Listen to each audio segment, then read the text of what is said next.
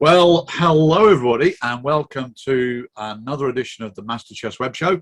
And this is our third show dealing with the candidates matches, a candidates tournament, which was actually very interesting. Kramnik didn't think the quality of the games was very high, but maybe only because it wasn't just, Berlin and Petrov draws. We had a lot of decisive games. So to each their own. I think mistakes are quite a good thing. What do you think, Andrew? Well, you say there weren't many Berlin and Petrov games, but the first game we're going to feature is using the Petrov. I know, it wasn't a draw. It wasn't a draw. Yeah, it should have been a 20-move draw. Super accurate. Exchange of everything with white just holding a slight but insignificant edge at the end. Yeah, it was absolutely fascinating. Anyway, the point is that this is the famous game where Ali Reza Firouzja went on tilt. Well, he went on tilt the night before, and spent the whole night playing bullet chess. Apparently, not only bullet chess, hyper bullet chess, which what's that? That's 30 seconds a game. I don't think I've ever played that. It sounds like a recipe for absolute insanity, doesn't it? Well, especially with a bottle of whiskey, but I don't think that was mentioned. I think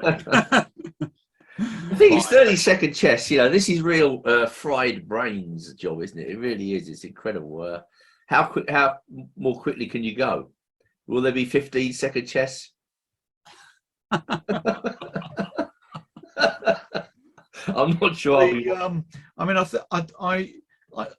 First of all, he's very young, right? And the whole experience was probably quite, a bit. Suddenly, you're in the absolute limelight, and Carlsen has decided to put on your shoulders, the fact that he will only defend if you win the tournament, and you're sitting there with not very many points. So you're responsible for the history of chess.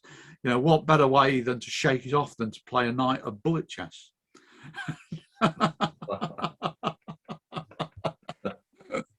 I feel a bit sorry for him, being in that situation. It's just sort of I think he's on the chessboard. He's called upon to be a very mature person, but in fact, he is only a young man, and he can have emotional outbursts, and this was obviously one of them. Yeah, but fortunately, we were very mature at 18. Well, we weren't playing in the candidates. I think that makes a bit of a difference. That's true. Yeah, playing in the Knutsford Quick Play the next day, it's probably okay to go out and play. A bullet. In fact, it's probably an advantage. But as for the candidates event, I'm not so sure. Anyway, the point is that here he is. He's coming in against Nepomniachtchi, who's leading the tournament. He's been up all night, and he's going to give it the best possible go that he can give it. Yeah. And what does Nepomniachtchi do? He plays passion-killing Petrov. Yeah. But in fact, he scored incredibly well with this move. Yeah. Well, the Petrovs, I think the reason why it's not popular at club level is because you can get a lot of exchanges, and it's popular at this level because it's so solid. It's a very tactical opening, the Petrov. Actually, a lot of hidden tactics. Yeah, and very suitable for club players. But as you say, they don't play it very often. Or at least I don't recall seeing many people playing the Petrov. Yeah, Frank Marshall used to play the Petrov. Yeah, he was a great Petrov aficionado and won many swashbuckling games with it. Indeed. Anyway, we're in the age of computers, of prior game analysis, and now we get something a little bit different with C4. Yeah, it's Kaufman's move, isn't it? I think it's Kaufman's move. Okay, so what are the advantages of that move as compared to D4, let's say? Get the queen out. Or is white putting the brakes?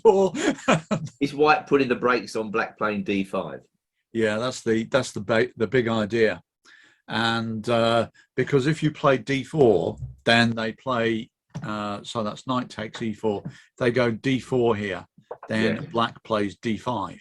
Yes. And you know, we've got an almost symmetrical position where white is trying to show that this knight e4 move, it will actually be a loss of time for black because he'll later have to move the knight back. But that's all very difficult to prove, and you know, there've been deep theoretical researches in this. Oh yeah, this has been played in countless games. Oh yeah, yeah. And there were quite a few Karpov-Kasparov games the other way around in this, weren't there? Yeah, yeah. Anyway, the point is that this is incredibly well known. C4 slightly less well known, but I guess white's going to play d4 quite soon, so it doesn't really take the game too far off the beaten track. Yeah, I wonder if this featured in any of the bullet games. Did anybody ask that? You know, I don't know. When I saw that he was playing bullet all night, I just switched off. I thought this is completely idiotic. You know, it's one of the most idiotic things I've heard in my life. You know, it's not as if he's playing in some lower rated event. It's a blinking candidate. It's the highest you could go aside from the World Championship match. Yeah, yeah. I mean, it just shows the addictive quality of internet chess in the modern era, you know, because everybody's talking about bullet chess. Carlson, you know, all these guys are talking about bullet chess as if it's a great game. Yeah. You know, in fact, it's just brain rot. That's the only way to describe it. So if all these great players like rotting their brain, I strongly recommend they keep playing bullet chess for their entire chess career. And, well, maybe this is why Carlson's taking up poker. You know, maybe he thinks poker's more healthy for him. I'm sure there's a form of poker which is like bullet chess. You have to make decisions in 5 seconds or something, putting huge amounts of money down in a 5-second instinctive reaction. Don't some people play like multiple games of poker at the same time? Oh, almost certainly. Yeah, I couldn't say. Again, it's kind of brain rot and also bankroll rot as well, as far as I can see. Well, I think they go in like on a free entry, and they try and build up multiple accounts which have got a very minimal chance of qualifying, but they figure that if they play enough of these and gamble like crazy, then one of the accounts is going to go through to a more serious level. You seem to know a lot about it. Are you one of these guys? I only looked into it, and then I decided it. You know, I just was not interested. You know, but you know, with the mass migration of chess players to poker, you know, and people saying, "Oh, Nigel, you'll do really well at poker. You know, you've got the right mentality for it." You know, I thought I'd look into it, but I just thought it was boring. You know, I had no interest whatsoever. Well, I did watch some poker matches, you know, with commentary, and I thought, oh, this is boring. You know. Well, we'll leave that. We'll leave the audience with that cheery observation. And Nepomniachtchi actually plays knight to c6. Yeah. Whereupon Firouzja takes 2 moves to play d4. But he does send the knight back to f6. Bishop e7. Yeah, Stockfish gave this an X-Slam for some reason. I don't know quite why. Well, okay, I guess this is absolutely normal for this variation, you know, isn't it? Black's head in development, but white's taking the center and has more space. I guess white plays his next move. Perhaps he's afraid of black playing d5. Is that the answer to knight c3?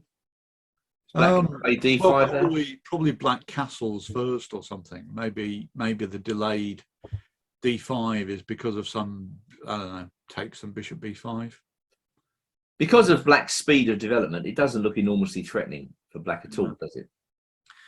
The position we have after d5 reminds me of an Alekhine defense, the exchange variation, but with black's knight on a better square f6 instead of b6. Yes, that's true. That is true. Well, knight e5 was played. And white played knight to d4, and he's still not arresting his arrears in piece development, really, when he plays that move. Yeah. I mean, is it already time for white to think about equalising? Well, that shouldn't be a particular problem if he just plays bishop e2 and castles. Yeah, I guess so. Yeah. Anyway, castles. Yeah. Knight c3. Bishop g4. Probing move. Yeah. And f3 looks very risky. Well, it looks like the sort of move played by a man who's been up all night, to be honest. And of course, in bullet chess, such moves often go unpunished. Yeah. I mean, he's obviously played bishop g4 to entice white to play f3.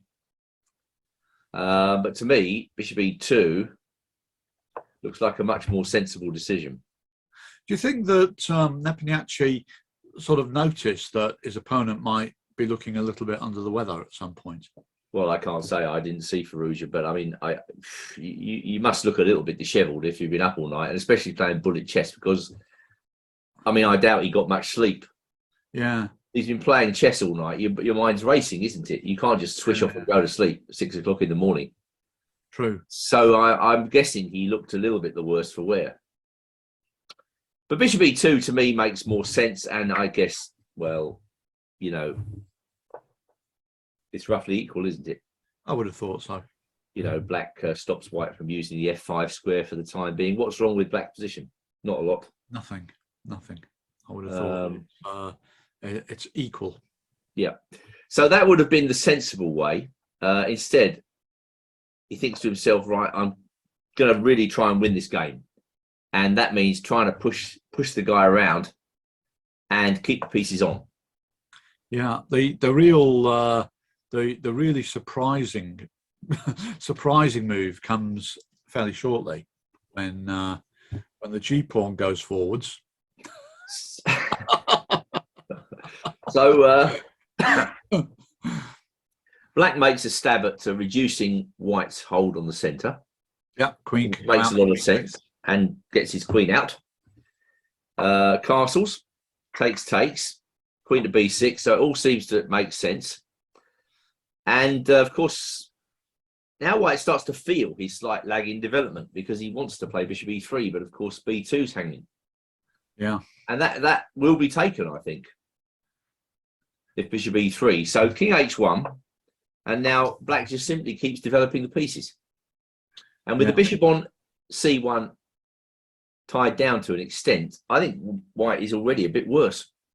I would have thought so. I'd prefer to play black here, because the knight may come to c4. He's got another easy move with rook f8, and white's position is looking a little bit loose already because of f3. That pawn is better on f2. It's just not easy to play, is it, white's position? You're looking for natural moves. I mean, you can see knight c4 or rook f8, but you can't see any corresponding move for white. Yeah.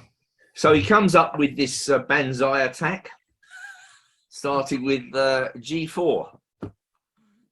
Well, g4 and h4, you know, I mean, this is the kind of thing, you know, I mean, when the story about the all-night bullet emerged, then these moves make a lot more sense in that context. Yeah, you kind of lose your rational thinking, don't you? Yeah. You know, because maybe these are good moves at bullet chess. There's a good chance here I'm going to blow this guy off the board. And he starts sticking his pawns forward. So black just continues developing, not fearing the attack. As far as I can see, white's attacking with a pawn right now. Yeah. Knight h5. Yeah. Suddenly, white's king is looking a little bit loose there. King g2. The engine has been completely lost for white, right? And that the best chance here is the cautious rook g1. Well, then knight g6 and knight e4, bishop d8. White's king is very, very exposed, isn't it? Yeah. Which is what happens when you move all in front of it. White is just not going to be able to get pieces to the h file in time. Yeah. You know, he's lunged forward, really, in what can only be described as a drunken lunge. And he's paying the price. Yeah. So king to g2. And knight to g6. Very strong move. Yeah, wanting to check on f4. But So the tactical point is about to be revealed. Yeah, because f4 apparently embarrasses the knight on h5, except that then black has got this sacrifice. Now, do you think has White got any other move apart from f4? I mean, we're criticising him here, which is very unfair because Fruge is a fantastic player. But is there anything else? I don't think he has. I think that I think he was probably exhausted, and his brain was still in sort of hyperdrive, you know, from all the bullet. So it's not, and you know, I think the mistakes actually came before the game rather than during it. Yeah, I mean, black's just threatening knight f4 and take on g5, and that's a pawn, and the king is laid waste. So okay, has to go there. And now Nepomniachtchi actually moves in with this lovely piece sacrifice. He had to see this before he played knight g6 as well.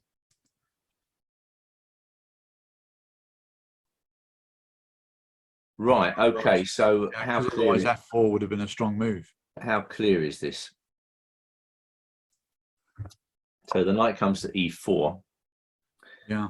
And now he played rook c4, an amazing move. That was obviously the point of the whole idea, but apparently Stockfish doesn't like that move. Well, it prefers bishop d8, which it thinks is even stronger, because that hits the knight on e4, and then after knight takes d6, rook takes e2 check, knight takes e2, rook c2, which is far from easy to see. Rook b1, knight takes f4 check. Yeah. This is pretty easy if you're a computer, but not so easy if you're a human, even a sort of uber human like Nepomniachtchi. I think he would have undoubtedly have seen this in advance. Yeah. So I mean, he might, when he was back on move after White's hang on, when we're back, sorry, not there, after White's king g2. Yes. And is there an emergency solution if black doesn't want to start so I suppose black may play, maybe you can play knight c4, but as soon as he goes knight g6, then I think f4 is a very strong move unless black can sacrifice. But yeah, which of course, yeah. Because where else do you go? Black would have not gone into this variation unless he saw this sacrifice. And what is striking about this position is the number of white pieces hanging in the air. Yeah. All of those three minor pieces in the center are kind of hanging in the air, and that combined with the general lack of coordination of White's forces and the open king make his position quite difficult, despite the extra piece. Yeah. Well, quite difficult. I mean, perhaps that's an understatement. But anyway, rook c4, couldn't resist it. Lovely move. Has White got anything better than this? All his pieces are hanging there, aren't they? Yeah, can't take the rook. He goes rook b1, there's queen takes d4. And the pieces are still hanging. Yeah. So, yeah. And then just this nice move, bishop takes g5. Striking move. Yeah. Well, I mean, the white king is so open. It's just incredible, really, isn't it? I mean, he tried rook b1. Black hoovers off another pawn. Rook a1. By this stage, he's down to hoping for some sort of miracle draw. But now this lovely move, rook takes d4. Yeah. Reaching a peculiar position where, you know, a lot of pieces are on pre. Quite a lot of pieces. If you count them, 3 black pieces, I make it. And just the one white piece, but... Well, the bishop on e3 is hanging as well. And the queen. And the knight. Yeah. Okay, that's 2, yeah. But I think the calculation is relatively simple, because there's queen takes d4 met by queen takes e2 check. Bishop takes d4 is met by queen takes d5. So that leaves rook takes a2, which is met by rook takes d1. Let's just see this. This is or nice. Yeah, queen takes d5. So then bishop f3, knight h4 check. Yeah, it's extraordinary how suddenly the black position comes to life and then wipes white out. Yeah. Lovely stuff. So Firouzja takes the queen. The other queen I goes think on. bishop takes e3 was playable there as well. I think during the game that was the a major alternative, but rook takes d1 is just, you know, it's relatively simple. Straightforward. And now black has got 4 pawns for the exchange, well, 3 pawns after that. But the main factor is that white's king is incredibly exposed. Apparently here he must play rook e2 when he goes bishop b3. Then so rook e2 and then black goes b6 or something with a large advantage, but it's a better chance than the game. Yeah, and if he doubles up, no, he can't double up. Knight f4 check. Yeah. Just anchor our pieces. Yeah. Yeah, the pawns are going to win, aren't they? In the long run. You would have thought so. I mean, he's pushing those queenside pawns. Yeah, there was a little bit of caution with Nepomniachtchi, you know, that one he saw that he's got a very large advantage, because I think he could have done a 4 queen sack by taking on e3 instead of taking on d1. Okay, so the guy's absolutely knackered. It's a very difficult position, and he plays bishop b3. How did it come out that he'd been playing bullet all night? Did somebody let the cat out of the bag? Was he not playing Naroditsky in full view of you know, the usual right. spectators? I don't know. I'm just guessing. Right, okay. I really don't know. Yeah. It's hardly something that can be kept secret. So bishop c5. Yeah. Knight takes b7. And bishop b6. Bishop b6. Very nice. The knight. Well, the knight could go to d6. Go to d6 again, but now rook e3. Yeah, closing in. Black has a devastating attack with his 4 pieces just aiming at white's king. Bishop h3, maybe rook c3 was better according to the machine.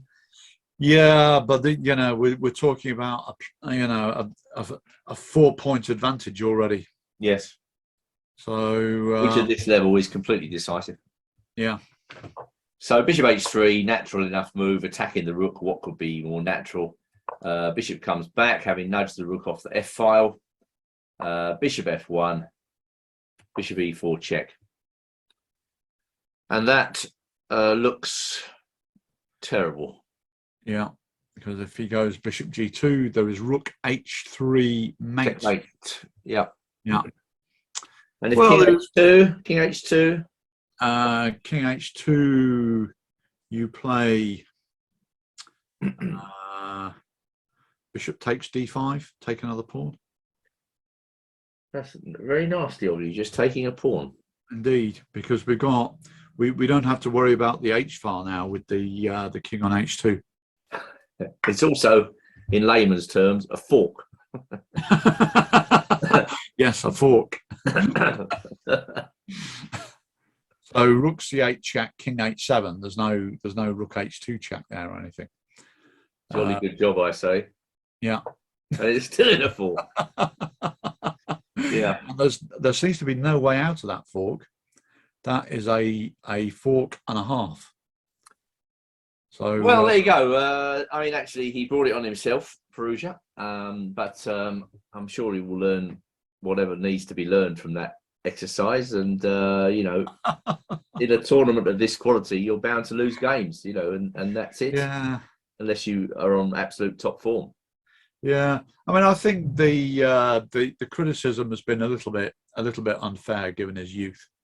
You know, we should all be allowed to do something. You know, a bit. Yeah, I know. I completely. You know, he wasn't. You know, it wasn't like he was sort of chopping the heads off parking meters or something. You know.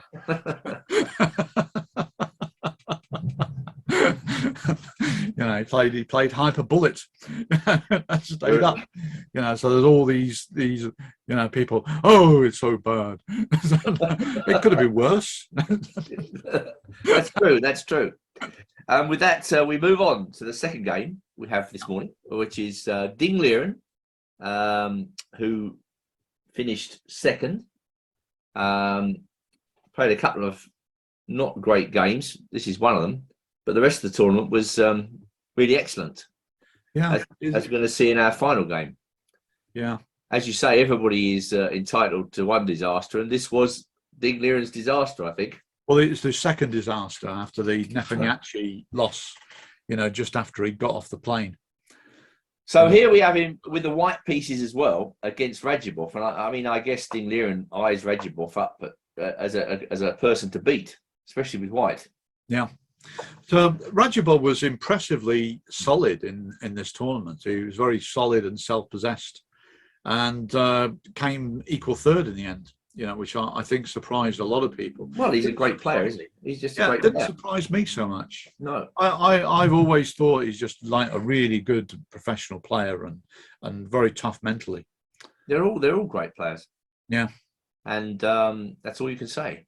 Yeah, but he wouldn't play hyper bullet all night. No. Maybe when the tournament's over. Maybe. But you sort of don't expect Radjabov to play a bad game. He may lose, but he won't play a really bad game.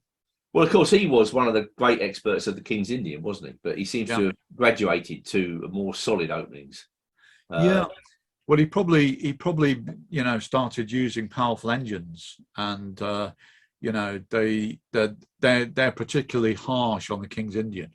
Gives up space right at the start. Yeah. So white is always +1 in the King's Indian, and when he's +half, usually he's completely lost. Another interesting point, Ding Liren, one of the few absolute top GMs now to play the Rubinstein variation of the Nimzo. Queen C2. Wesley So's also played it. Oh, yeah. Queen C2 is featured quite a lot, isn't it, these days? Yeah. But E3, that's going back to the old days. White plays a system of restrained power, and it's all about the E4 square, isn't it? If white keeps control over that square, then he generally holds an edge. If black can dominate that square, then, the position is okay for black at least. So castle seems to be the most popular move these days. I mean, you can choose between B6, or you might like C5. I mean, I've seen some people play knight C6, Milner Barry variation. Yeah. But castles, okay. Castles has got the advantage that you don't need to worry about knight E2 or bishop D3 followed by knight E2 so much. Yeah. And of course, you can transpose to other lines even now, can't you? Yeah. You can play with B6 or C5 or D5, whichever you prefer. Anyway, bishop D3, D5, very straightforward play by black. Pawn takes pawn, pawn takes pawn. It's really up to white to demonstrate what he's actually trying to do here. Black's just going to get his pieces out very easily if white doesn't manage to demonstrate something. So A3, interesting move. Well, clearly white's hoping black's going to take on C3. Yeah, and then we've got something akin to it's the same-ish variation, isn't it? Botvinnik Capablanca game where you put your knight on E2. Yeah. And play for F3 and E4. That's right. But Radjabov is not willing to go down that line, which actually I think is quite difficult for black. It's not easy to play that line. Yeah. And just plays bishop D6. And now there looks like a loss of time, but white's bishop on C1 takes quite some time to come into the game. And we see black's control over the E4 square, which is very important here. Obviously, white can play E4, but then, of course, he would lose the bishop to rook E8 at the end. So white's got to spend some time arranging to play E4. So queen C2 makes some sense. And now black's next move is interesting. Knight to A. Wait a minute, what's going on here? Yeah, knight A6.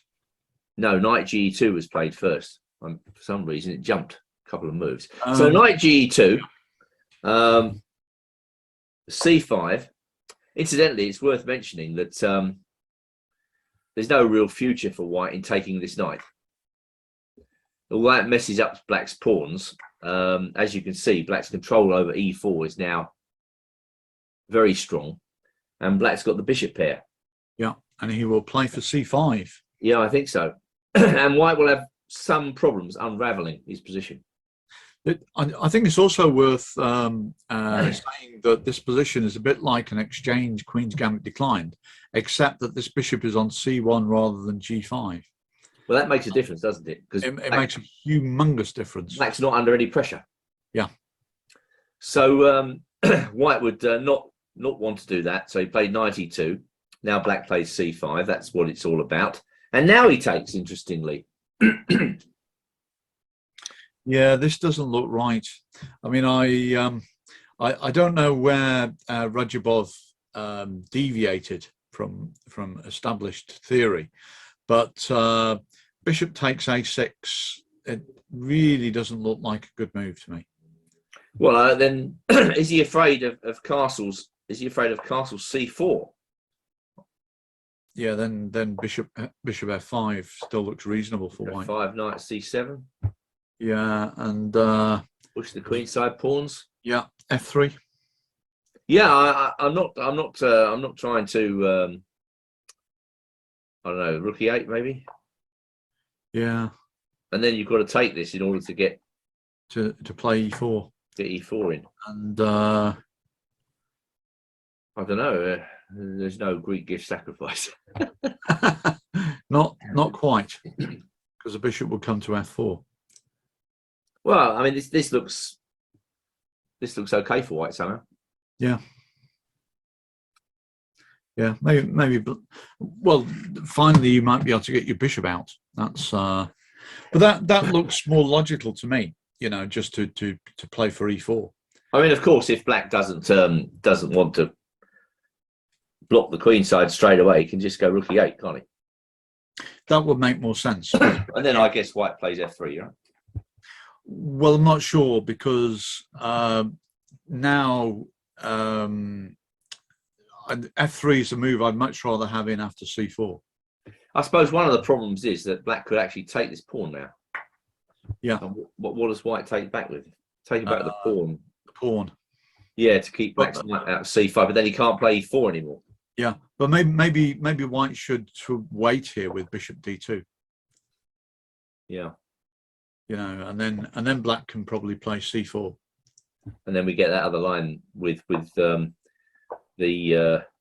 quieter move, bishop d2 thrown in. Well, there might have been, maybe there was a Greek bishop sack. Actually, can we sack on h2? Now? Yeah. Oh, you might be able to, yeah. Excuse me. And king up. Queen, Put it up then. Queen check. Because of f4, knight takes e3. So king up. Yeah, king up. So queen g5, white has got f4. But if you go queen here check, then f4 can be met by takes on e3. Rook takes. In for a penny, in for well, let's take with the knight. No, it's rook takes, not a crusher. Surely it is. You win the other guy's queen. Well, you go rook f3. Oh, yeah, well, he's going to have to give up the exchange, isn't he? So f4, rook takes e3, bishop takes. Rook f3 only move, right? Rook f3 only move. No, you've got to move the queen. Queen d2. Yeah, yeah. This is. I see. And then, so I mean, if you take with the knight, bishop takes, rook takes, then rook f3. I suppose you can then play. Well, what can we play then? Have I? You're welcome to resign at any time. Well, probably not quite yet. Let's go back. That was quite intriguing. Bishop takes h2. Yeah, yeah. So yeah, so G4. you've got to watch this. I mean, you know, probably that might have been part of the motivation behind him taking on a6, that he didn't like the other ways of playing it. He went into this game wanting to win, because at this stage, you know, Nepomniachtchi was already ahead. So, you know, you've got to try and win all the games. And he didn't like the alternatives to doing this. So he ended up taking on a6 and taking that. But this looks horrible. Well, it's very uncompromising, isn't it? So, I mean, White has taken a huge gamble by doing this. I mean, positionally speaking, he's got a one game, but tactically speaking, you know, Black is way on top, because where you're going to put your king. I don't like the look of these this weak square on c4. Well, I mean, also if he castles, this bishop takes h2 is becoming frightening now. Oh yeah. I'm just trying to think what I would be thinking of as Black here. I'd be thinking about, could I get my rook to the c file? It's rook e8. There's the move he played, a5, which I like. It jabs at the queenside pawns, doesn't it? Yeah. And it's loosening the light squares. And now, because of the need to defend against bishop takes h2 check, he plays h3, and Black just gets the pieces out. Yeah. Now Stockfish reckons that a4 would hold the balance for White, and I guess that makes sense, because you're not allowing the light square bishop to come into play. I wonder what he was afraid of if he did that. I mean, I think it could be that his mind was only on winning.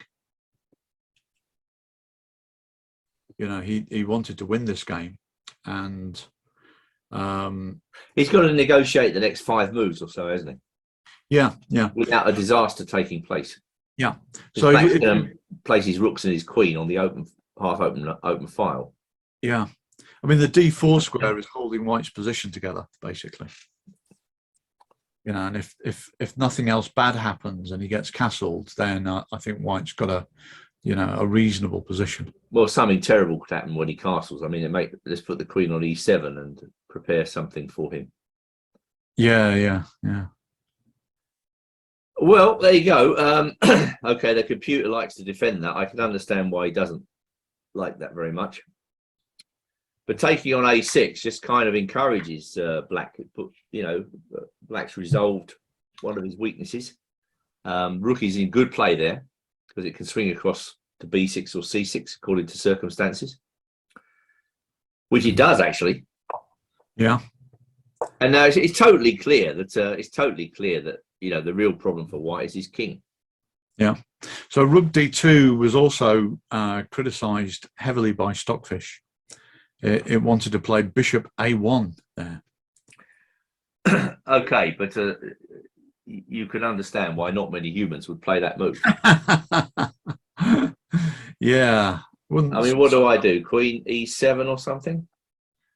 Well, there's also bishop takes a3 that needs to be considered. Or is he threatening knight takes d5? He can't be threatening that, can he? Or could he? Well, I mean, they give queen c8 here, don't they? Yeah. And clearly, that's gonna the idea of that is bishop takes h3, isn't it? If White can't. Yeah, and pinning the knight on c3. Yeah. Well, I mean, rook d2. Again, it looks very ambitious. Well, White is looking for the best way to solidify his position. Yeah. And you know, then the weak Black pawns count if White manages to consolidate. But that is a big if. Yeah. Because the White position is looking a bit shaky tactically. Well, as I say, it's difficult for him to castle. That's the thing. Still does queen c8.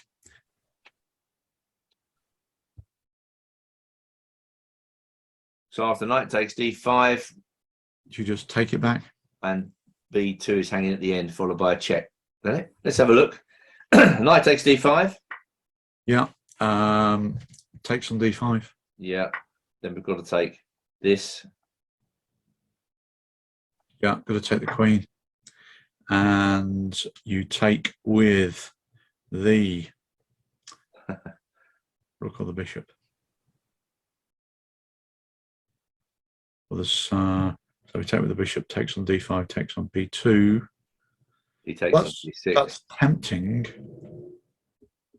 Yeah, but the then bishop. a6.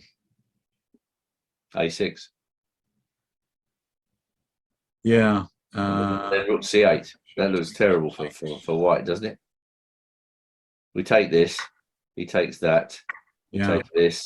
He takes that. Now we need a good move. Well, bishop a6. Yeah, you play that. That's right. Yeah. Because we've got a check on b1. It takes the bishop. That's probably the idea. And then rook c8 on the next move. Yeah. Well, this may not be too bad for white actually if he takes.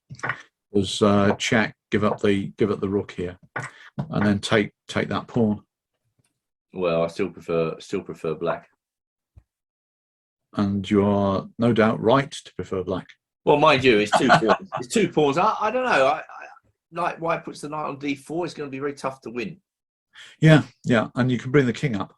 So yeah, you've got to tarry with g6 or something here, haven't you? Yeah. And then you bring the king up. Yeah.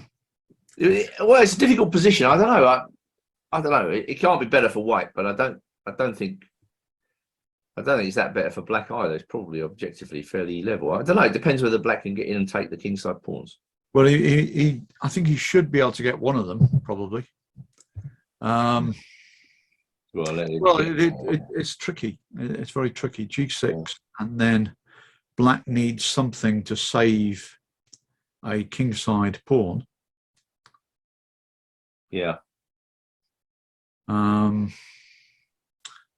But I'm not fully seeing how to do it actually. No. The rook. No, the rook's very, very strong here.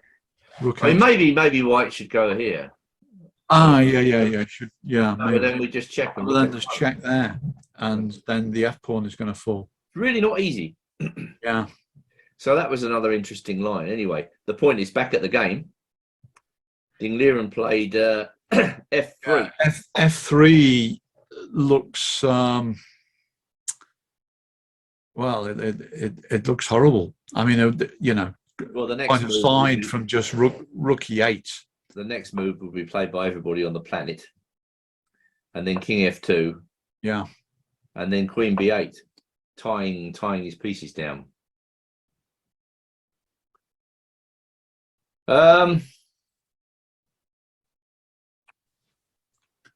Yeah. Well, it's I mean, you know, the white position is looking so precarious. I go rook b1 here. Try and get the pieces over to defend or make room for my king. I don't know. Yeah, rook b1, rook c8.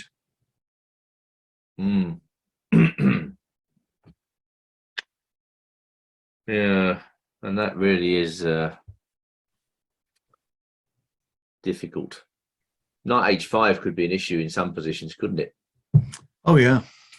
It's Knight h5 is a bit of a dangerous threat.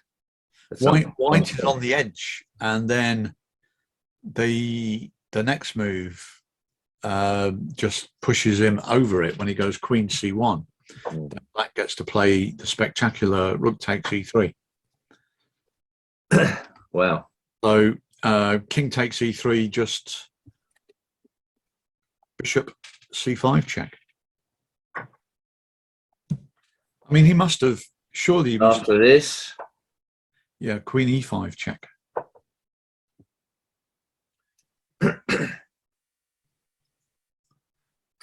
Yeah, this is gone, isn't it? Yeah. There's nothing for white to do after this. Yeah, I mean, I think he must have missed rook takes e3. I don't see. Yeah. But the position was so difficult for white to play. Well, again, looking at your machine suggestions, bishop c1. Yeah. Then black just brings his rook over, and then queen d1. I mean, if this is the only show in town, then it looks a bit grim for white. h6. Yeah, h6 suggests that it's not easy for black anymore. So, you know, obviously this is an incredibly ugly and difficult line for white to play. Yes. But if it's then it has to be played. Yeah, yeah. But you know, it's so difficult that somebody as strong as Ding Liren didn't find it. Yeah, and but then after rook takes e3, then it's just completely and utterly gone, and now he can just moves out, having won that pawn. Yeah. White's position has not improved. His pieces are still kind of hanging there, aren't they? Yeah. And rook b3 hits the knight. Knight g4. Yeah. Takes it. Bishop h takes. It's forced. Rook c8. Queen comes in. A1. Bishop f4. Attacks the rook, which defends the bishop on b2. So there's nothing left for white. I mean, that game is just, you know, really. Okay, let me try. Go on. Take the rook.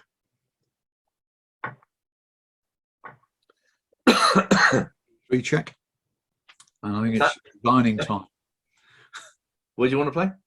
Bishop e3 check. Bishop e3. The patron saint of hopeless causes is being invoked. Yeah, it's can I claim a win on time in a hyperbolic game? I mean, you look at those two games that Ding Liren lost horribly with white. Yeah, you know, then you know, without those, then you know his results in this tournament would have been fantastic. Well, I mean, you know, okay, Radjabov played a good game as well. Yeah, Radjabov. Well, I just thought he was very impressive. I mean, nobody gave him much of a hope. You really have to, you know, take your hat off to him. That was a good game by him. Well, he just played a solid tournament. You know, he just played well the whole tournament. Well, now we're going to come. Our last game today is there will be a roundup show, I think, quite soon next week. Yeah, we'll do a roundup next week. But this was another side of Ding Liren, where he's playing with the black pieces against Report. Yeah. We saw what Report could do with the white pieces when he destroyed Duda with the Gleck 4 knights. This time not to repeat that. He decided not to repeat that, which is quite interesting.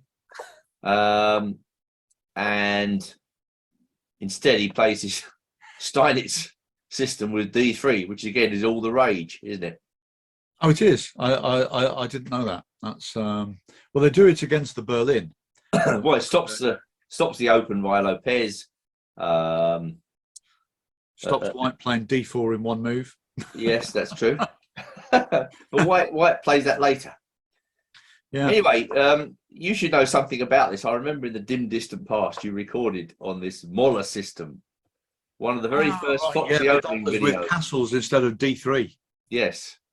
Yeah, that was actually probably my best DVD. I did a lot of research into that.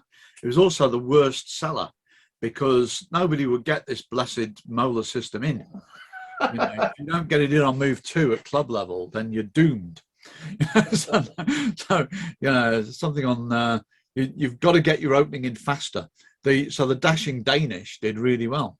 Yeah, but I mean, clearly here white is, you know, aware of the dangers to f2, so he makes some preparatory moves first to guard f2.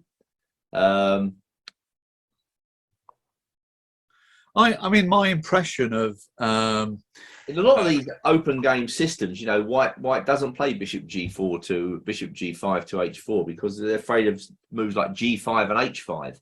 Yeah, just about to play. Since black has pushed on the queen side, it would be a big commitment to do that sort of thing, wouldn't it? Yeah, I mean, but do you get the impression that Report's openings have got a distinctly ramshackle look about them? Well, I think, yeah, he he's known for his innovative approach in the opening. Isn't he? I don't know what to say. Plays the opening like us. Probably plays a bit better afterwards, but Yes. I mean, these are all systems that I might think of. So C3. Looking to play D4 at some point. Yeah. Well, okay then. Let's give you what you deserve. G5, yeah. Bishop G3. Yes, come on. H5. Okay, let's go H4. You little spoil sport. Is that the end of my attack? Well, what were you trying to attack? Then if you Trying to win your bishop. Attack. Oh, the bishop. Right. Yeah, it's the end of the attack on the bishop. Yeah. Well, if Black has to play Rook F8, then it's not really. you begin to wonder about the future of his king. Yeah. So Bishop A7. Of course, he doesn't play that wild lunge on the king's side. Retreats his bishop. Now White castles. Still not afraid of that lunge. I think Rapport's a player you don't massively want to play G5 against. No, because he needs to be so good when he's got the initiative.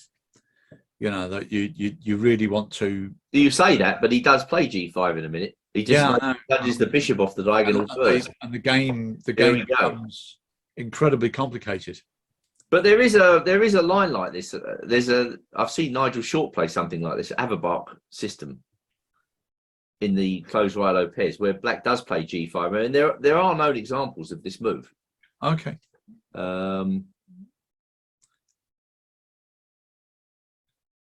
Sorry for the pause. It's just a difficult position to assess, isn't it? Yeah.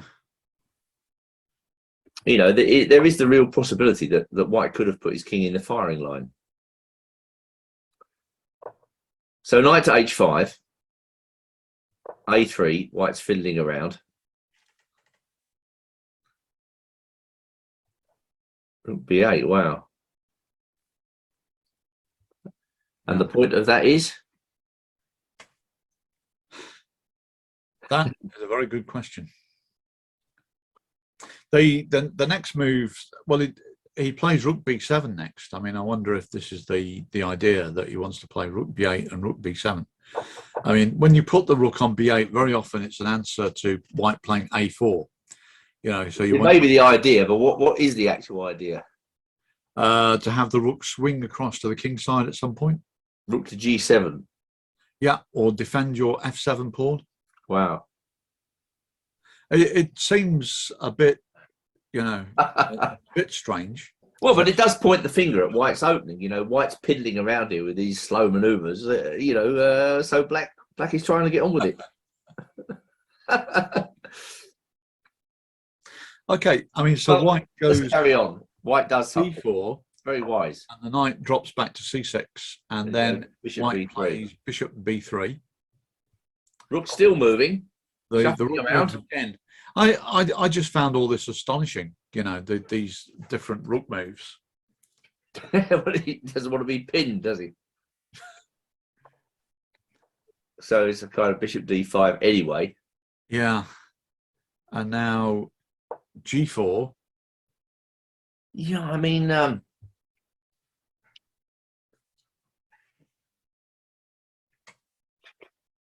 what is White doing here? Is White's gonna play A4 at some point, isn't he? Presumably. Or so Black's got to do something against that. D4. Well, yeah, I guess so. Black's cover. Your knight on H5 can't hang there forever. Yeah. You'd think you'd put it on F4 now, wouldn't you? Well, it looks natural. Is there anything wrong with that move?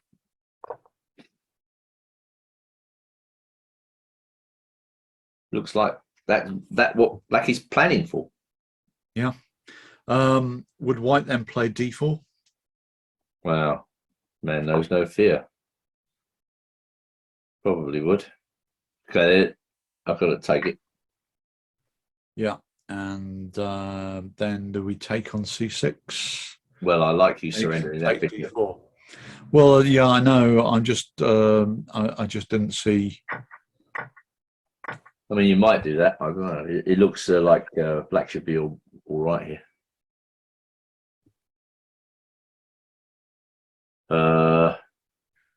Having said that, what is my move?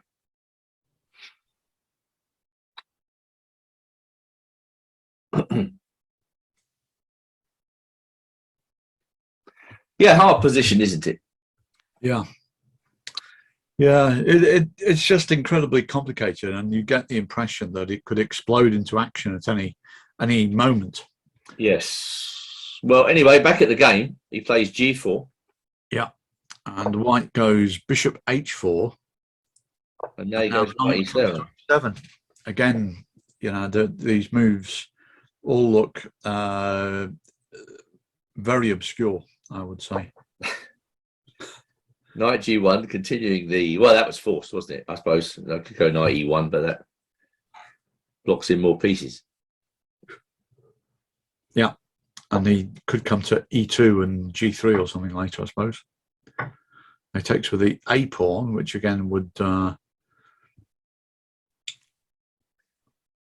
will worry a lot of people that c3 was hanging. So if he takes this way, what happens? Is it rook c3 or what? or maybe bishop d4. And actually, knight f4 is starting to look a better move, isn't it?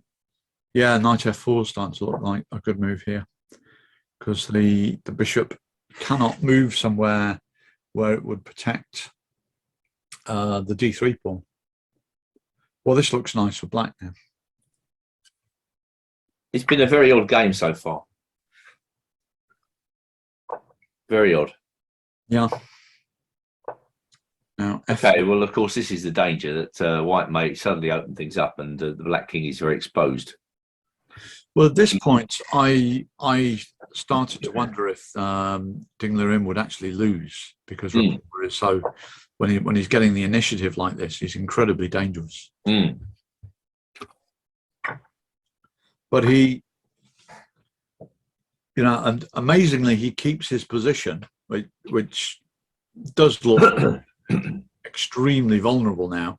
He managed to keep it afloat. I thought that was very impressive.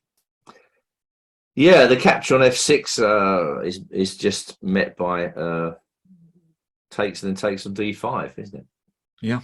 Black's position holds together. White tries to sack the exchange. Rook takes f6. I think we just take it, don't we? Or do we? Let's have a look. Is this rubbish? Probably is. Yeah, knight takes. Rook e6 check. Takes rook f8. What are you going to play here? I'm going to take the rook. Okay. Oh, hang on, I'm losing the e5 pawn as well. Yeah. I can take the bishop if you take the e5 pawn. Sorry, take this. So take the rook. Bishop yes. takes rook f8. Rook f8. And if bishop takes e5, knight takes d5.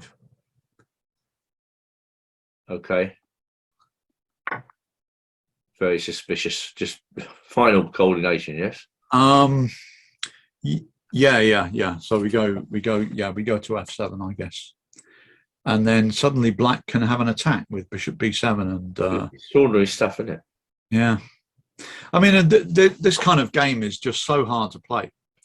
You know? So knight g3 gets rid of the knight.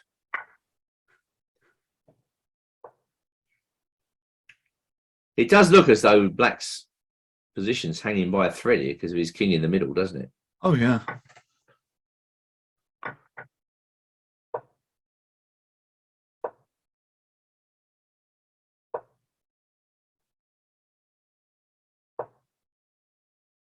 Okay, that's a nice move. Yeah, so you can't take it because the bishop takes e5. Discovered check.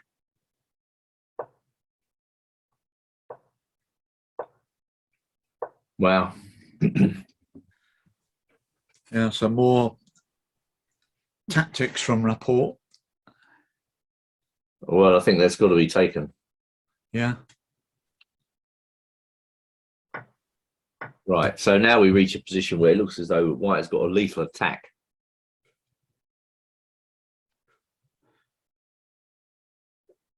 White's getting ready for c5. Black's pieces are very congested there, tripping over each other's toes. But still, he manages to survive. Extraordinary. Yeah. And this is an extraordinary move, isn't it? Moving into bishop a4. Yeah. Just to make room for the king and enabling white to take that rook. But in doing so, he's got rid of a very powerful potential attacker, the light square bishop. Yeah. And his king is shielded by white's pawns. But not for long, because white's going to push those pawns and try and open up the king. And the next move's incredible as well. He just plays queen e6. So this is the way modern players play for the win. They make the position so complicated, you know, somebody's bound to go wrong. Yeah, I mean, you know, this game is just all pretty much unfathomable. Must have been very, very tiring for the players to play this. Oh yeah, you know, because there's almost no way of knowing. You can calculate so much, but you know, how do you find the best moves in a position like this? So did he need to just get rid of those pawns so quickly? I mean, what if I played? Is black threatening anything at all here? Knight takes b4. Yes, he is. Yeah, or possibly queen takes b4. That's very significant because then black gets a passed pawn on a6. So white has got to come forward, perhaps slightly earlier than he would like to. And you have to say that the next move is excellent too.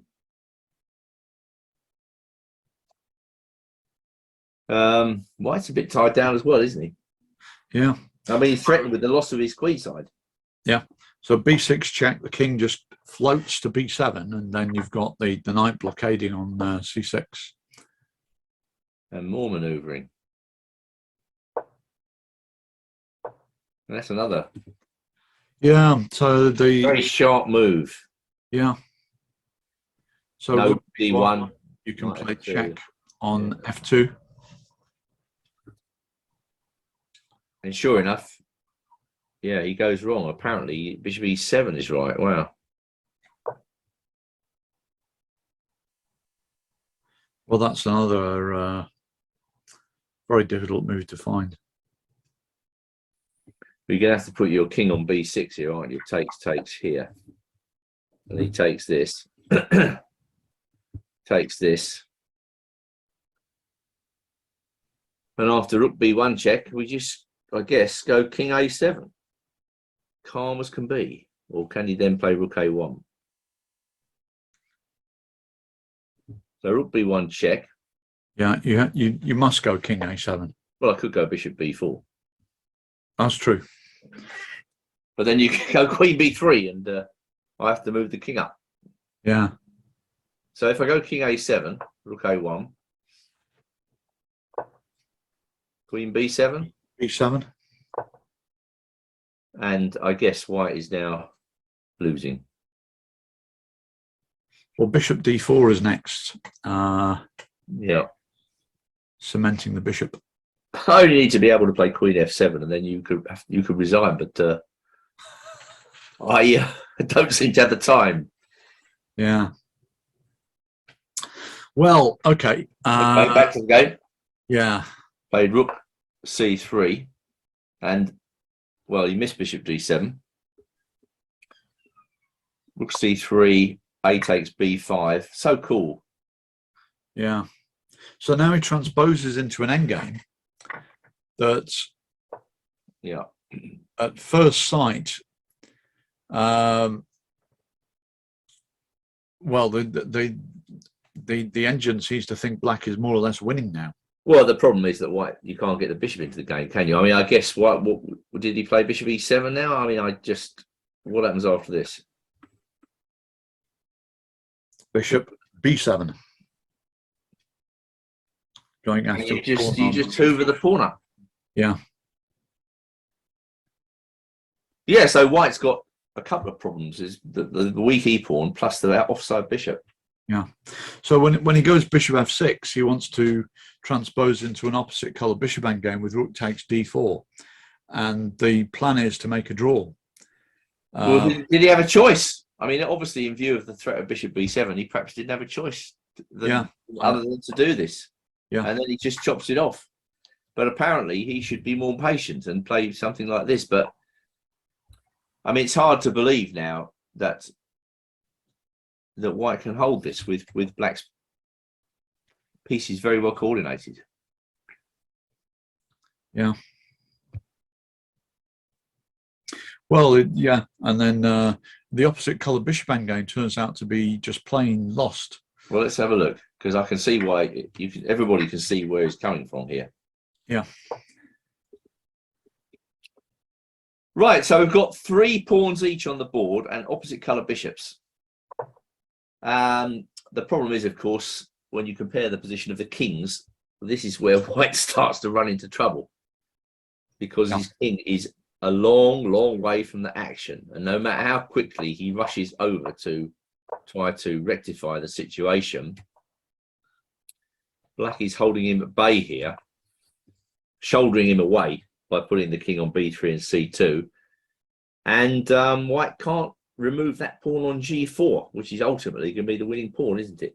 Yeah. The other big factor here, the pawn on h6, is stopping White's king getting to f6 via g5. Now he can go to e5 as well. Yeah. Oh, I think this is lost. And then b3. Here we go. Just king there. Yeah, winning the e4 pawn. And g2 pawn beyond. Yeah.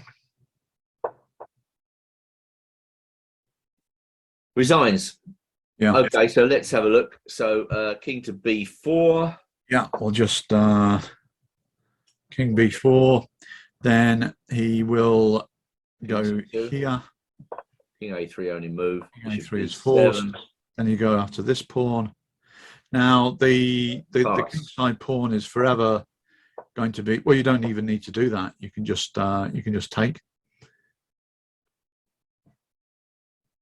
on g2. Oh yeah, of course he can't take it. So you just take it. Yeah. And then what's going to happen is that Black will set up a second pass pawn with h5 and h4, and the bishop will no longer be able to stay on this diagonal. But let's just see this. So White passes. Yeah. So you just go h5, let's say. Pass. Yeah. Bishop away. Yeah, somewhere. Okay, pass. I can't do anything. Yeah, and then you push the pawn. Or do you just wait one move? So then he goes bishop f6. Yeah, you could play the bishop here. No, h4 is a good move. H4 is a good move. And then after this, you still go h4, takes and push. And it was important then that White couldn't take with the bishop. Yeah, because of b2. So the two split pass pawns is normally winning in opposite color bishop endgame. You need your king and bishop to be able to control both the pass pawns simultaneously. So that if they're like one file away from each other, the pass pawns, then you might be able to control them. But Ding's endgame technique really impressed me. I mean, next session we'll probably get a chance to look at his game with Nakamura, which was a very impressive endgame. You know, where he started with almost nothing and comprehensively outplayed his opponent. You know, I mean, I think Ding's endgame technique looks no worse than Carlsen's. You know, yeah. But I couldn't imagine Carlsen losing 2 such bad games in one tournament, like as Ding did against Nepomniachtchi and Radjabov. You know, so there may be a certain brittleness as well in Ding's play. You know, besides his brilliance, then he can have what looks like really bad games. Well, that was an interesting show, and 3 very uncompromising games. And I don't know if that means the standard of play is lower than in other candidates' tournaments, but A for me, perfect 25 move draws. You know, it brings the crowds in, doesn't it? So very well done to the players, and we'll wrap up next week with a show where we discuss other aspects of the tournament. Yeah. So that's it for today, I think, isn't it, Nigel? Yeah, and thanks very much everyone for watching, whether it's on Twitch or YouTube. Don't forget to subscribe to our channel on YouTube. That's very important for us. A little bit of support might be appreciated. So that's about it. Yeah. So thank you very much, everybody. And we'll see you next week. Yeah. Okay. Cheers. Bye.